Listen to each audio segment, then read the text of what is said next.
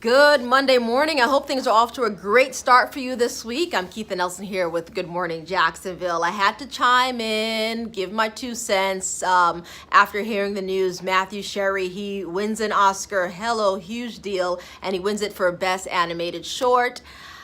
Hair Love.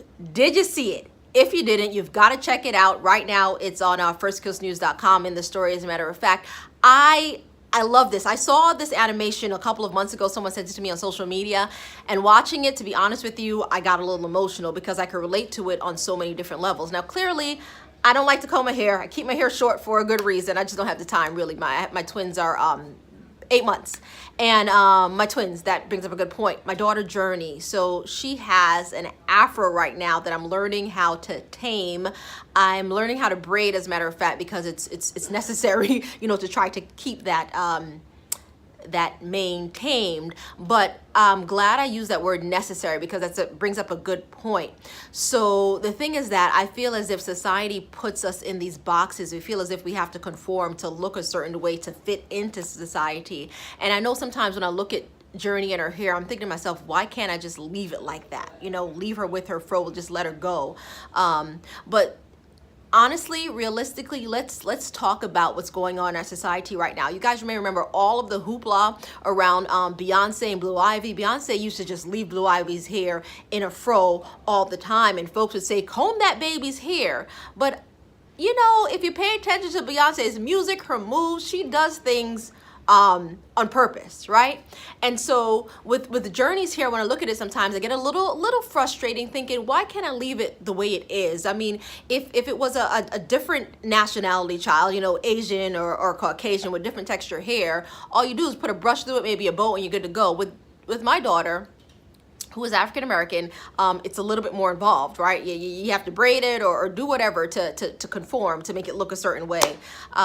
But the animated short, Hair Love, touches on that topic because it's really a little girl. You see her so excited to get her hair done. Her dad attempts to do it. He can't really do it, so he puts a hat on her head. You can tell that she's just heartbroken because she really wants her hair styled.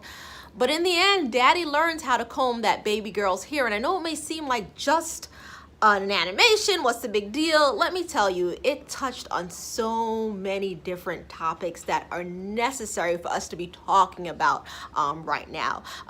You know what? I want to read a bit of his acceptance speech. What he did was he posted the extended version Matthew did on his Twitter page, and this is the part of it. Hair Love born out of wanting to see more representation in animation, but also wanting to normalize black hair.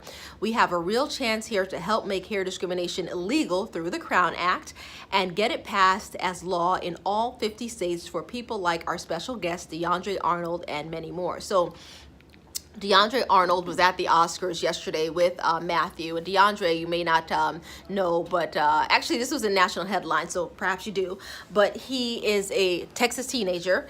He was actually told, cut your dreads or you can't walk during graduation, and he refused. And because of that, him taking a stand, it made national headlines. Everyone's talking about it. Now, as for the Crown Act, that pretty much aims to make discrimination against hair styles illegal. That's its aim. We'll see how far that goes. Obviously, we know it is oh so necessary. Now, I am so proud of Matthew for several different reasons. He is a former Jacksonville Jaguar. We're here in Jacksonville, so we're proud of him because of that. But again, this animation, the topic that it brings to light, and it's shedding light on this on a huge stage. It's the Oscars, for goodness sakes, and him winning an Oscar says a lot. It shows that we're moving in the right direction. Now, he is actually the second former professional athlete to win an Oscar in that same category. Kobe Bryant did back in 2018. So again, we're very proud of him. But my main thing is it bringing to light the issue of acceptance and society and having to conform. We really shouldn't have to, but I have to admit I'm guilty because I relax my hair, but I don't know if I do it to conform. I do it because it's easier for me, to be quite honest. And hair for some it's a little bit more important to some than others. Me, I'm not that much into it because I keep my hair short. I don't really care. But for some people, their hair means a lot to them. I remember that young man, you may remember the story as well. It made national headlines. He was a wrestler and he was told he had to cut his hair in order to finish this wrestling match. And he did. We watched as adults cut this young boy's hair, this teenager's hair, his dreads, cut it off so that he could participate in the match. And just watching them cut each locks, it hurt. It really did.